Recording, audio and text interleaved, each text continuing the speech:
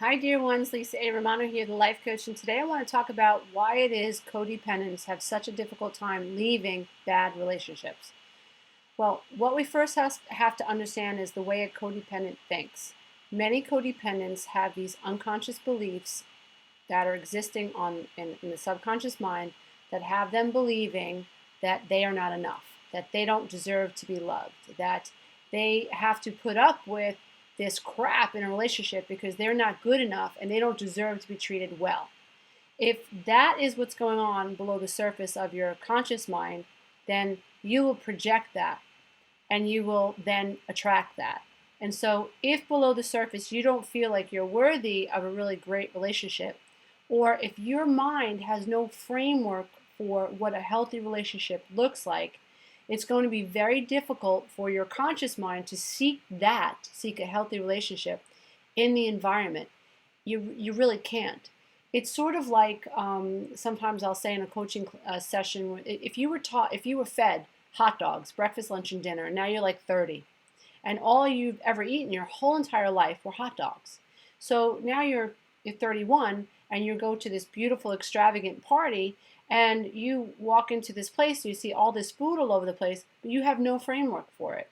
You don't know that the cream puffs are cream puffs, and you don't know that the filet mignon is filet mignon and it's delicious. You don't know that ice cream is delectable. You don't know because you have no frame of reference for it. All you know are hot dogs. So you walk into this beautiful affair and you're like, dude, like where are the hot dogs? Like, I'm hungry. Like, where are the hot dogs? And everybody looks at you like you got 10 heads. Like, what are you talking about? Hot dogs? You're at a beautiful restaurant. This is a banquet hall. There's filet mignon, there's shrimp, there's lobster tails, there's sushi over there. What's sushi? If you don't have a frame of reference for this other food, then it's not your fault. It's not your fault if that's all you've ever been exposed to. And it works the same way, believe it or not, with relationships. So, if you grew up in a household where mom and dad had a very poor communication style, you do not have a frame of reference for healthy communication. If your mother never communicated with you in a healthy way, if your father didn't communicate with you in a healthy way, then obviously your siblings and you don't communicate in a healthy way. So the system that you were exposed to that was supposed to model for you healthy communication, the system that you were born into, which if it had not gone corrupt and awry, would have taught you what to expect from other people. If you had been born into a healthy system, you would have seen mom and dad communicate in a healthy way. You would have seen conflict resolution. You would have seen dad have empathy for mom and mom have empathy for dad. And you would have seen this beautiful exchange between people and on a feeling level, on a heart level.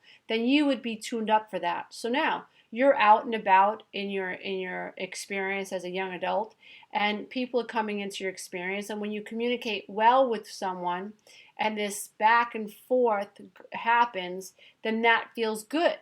You feel seen. You have the frame of reference because dad saw mom and mom saw dad, and mom saw me and mom saw my sister and mom saw my brother, and dad saw me and dad saw my sister and dad saw my brother. So everybody in the household felt seen. They felt valid. So now it's natural you have a frame of reference for that.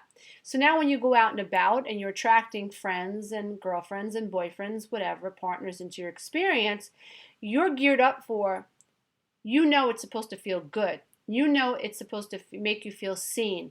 That the person that you're dealing with is supposed to have empathy for you because that's what you were programmed to understand a relationship was. Now, codependents who have been taught that their feelings don't matter, who have been treated with indifference, who have been emotionally and psychologically and sometimes physically and sexually abused as children, what's their frame of reference for self? They have no frame of reference for self because they've been taught that their self doesn't matter. So when they go out into life, they're actually looking to take care of someone else because they've never been taken care of. They have no reflection. They have no frame of reference for self, me, I matter. So everything is about taking care of someone else. So part of what we learn as codependents, and I'm a recovered codependent myself, is that, if I take care of myself, I'm selfish. So I also had the backwards belief system which was if I take care of myself, I'm selfish. I'm good if I take care of you. So if I ignore me, I'm good. And if I take care of you, I'm good. So what am I going to attract? I'm going to attract someone who's narcissistic. Everything's about them. Everything's about them. Where they want to eat in the restaurants, what they want to have for dinner, how they feel, what they want to do, what they think about you. You're not allowed to have an opinion about them. That's off the table. And as codependents, unfortunately, that's part of our program. That's part of our data. We don't matter. And so when we partner with narcissistic others later on in life, and they say things or they insinuate that what we think doesn't matter, we're on board with that because that's normal for us. That's our frame of reference. I don't matter. We literally have to teach ourselves a new language. And I'm not kidding. Loving yourself requires a whole new schematic. Loving the self requires a whole new network of neurons. And I'm not joking, dear ones.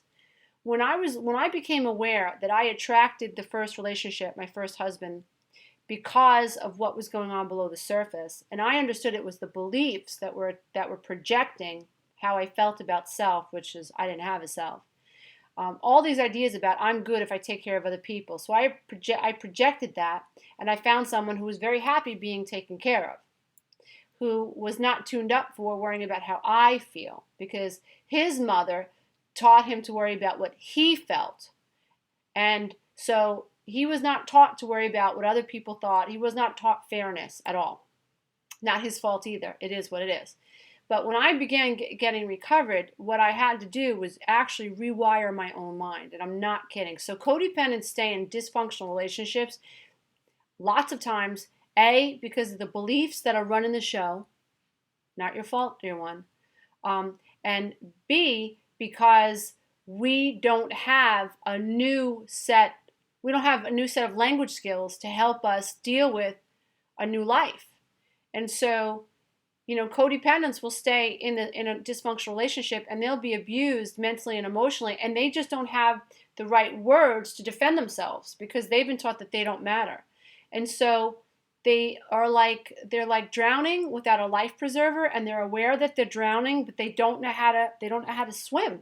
They don't know how to save themselves. And unfortunately, many of us come to points in our lives where we're suffering so much pain, and then we get out. Like me, I was near death. Like, I'm not kidding. Asthma, migraine headaches, shingles, rashes, you name it, like panic disorder, depression. I was a mess.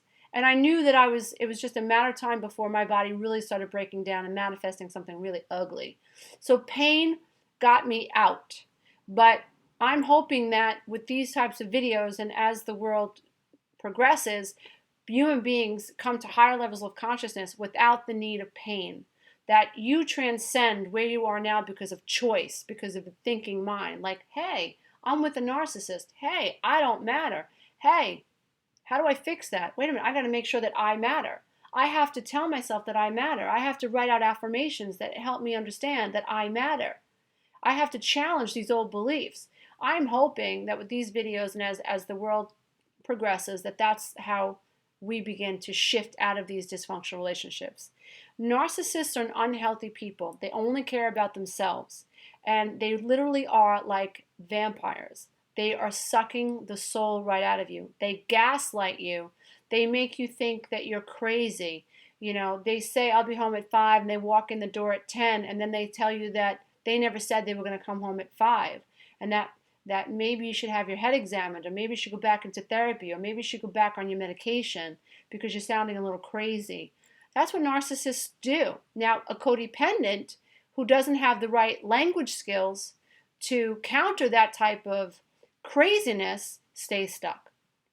So lots of times codependents stay stuck because they just don't have the verbal language to get out of the unhealthy relationship.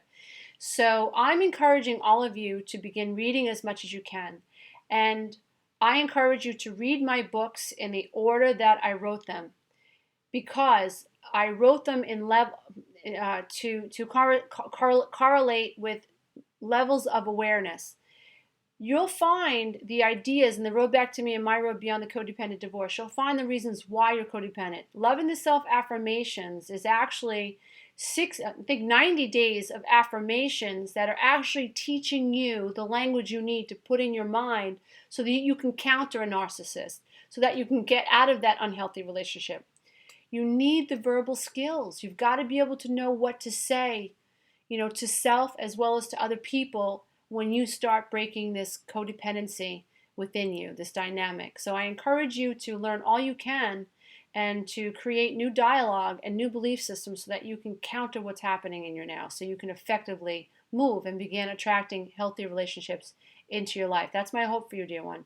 If you'd like to coach with me one-on-one, you can reach me at lisaaromano@gmail.com or healingselfesteem@gmail.com. My pleasure and my honor to come into your homes and into your hearts. I bow to the love and light in you, dear ones. Please follow me on Facebook and on Twitter, Lisa A. Romano 1. And Facebook, just look up Lisa A. Romano. I'm there on Facebook, and I interact with you guys live. Take care. Bye. I bow to the love and light in you. Namaste.